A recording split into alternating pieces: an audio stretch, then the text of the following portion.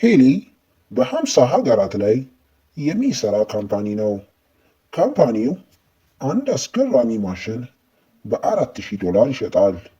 ማሽኑን ለሁሉም አይነት በሽታዎች መፍትሄ እንደሚያመጣ ማስታወቂያ በማስነገር ይሸጠዋል። ሂሊን ማርከስ ሽሚካ የተባለ ግለሰብ ያቋቋመው ድርጅት ነው።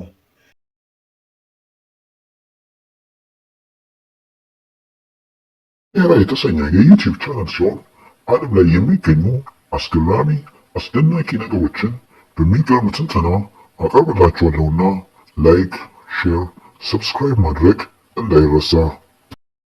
የሂሊ ማሽን ስራውን የሚሰራው በሲዶ ሳይንስ ቲዮሪ አማካኝነት ነው።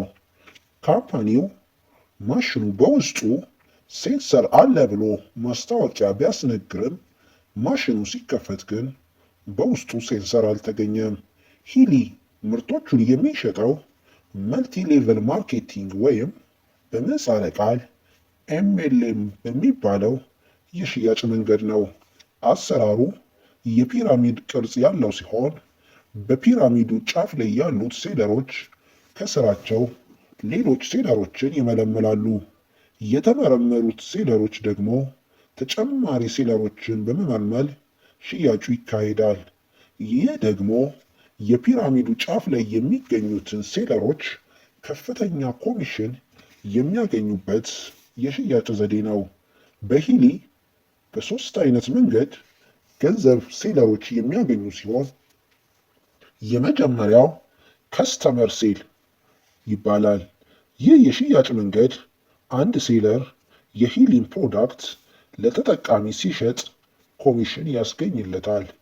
ሁለተኛው ገንዘብ የማግኛ መንገድ ደግሞ ቲም ቢልዲንግ ይባላል።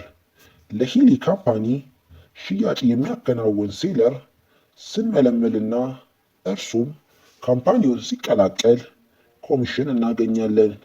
ሶስተኛው ገንዘብ የማግኛ መንገድ ደግሞ ሊደርሺፕ ሪዋርድስ የሚባል ሲሆን በእኛ ስር ያሉትን ሴለሮች ብዙ የሂሊ ፕሮዳክት ሲሸጡ እና ሴለር ሲመለምሉ እኛ ቦነስ የምናገኝበት የገንዘብ ማግኛ መንገድ ነው።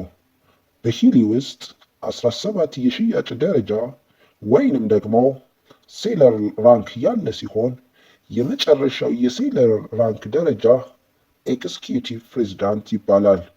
ይህ የስልጣን ደረጃ በአመት ወደ $500,000 ቦነስ ያገኛል ተብሎ በሂሊ ዌብሳይት ላይ የተለጠፈ ሲሆን ነገር ግን ይህን የሚያክል ቦነስ እውን በመስጠቱ አጠራጣሪ ነው። የሂሊ ካምፓኒ ፒራሚድ ስኬም የሚባል የአሻሻጥ ዘዴን የሚከተል ድርጅት ነው። የሂሊ ሴለር ሽያጩን ሲሸጡ የተለያዩ የሽያጭ እርከን ያላቸው ሲሆን ሂሊ ጎልድ ኤዲሽንን በ$506፣ ሂሊ ሬዞናንስ ኤዲሽንን በ$1515 ይሸጣሉ። ይህ ዘዴ ለሻጮቹ ከፍተኛ ኮሚሽን የሚያስገኝላቸው መንገድ ነው።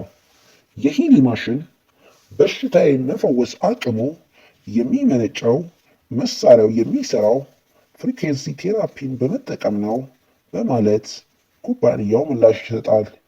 ሂሊ በአንድ ደቂቃ ውስጥ አንድ የሂሊ ማሽንን የሚሸጥ ሲሆን ይህም በአመት ከ500,000 በላይ የሂሊ ዲቫይስ እንዲሸጥ ያስችለዋል።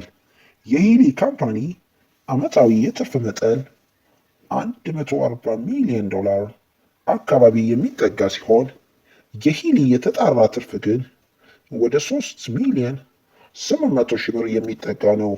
ይህ የሆነበት ምክንያት ሂሊ ወደ $8 ሚሊዮን አካባቢ የሚጠጋውን ትርፍ ለማርኬቲንግ እና ዲስትሪቢዩሽን ስለሚያወጣው ነው።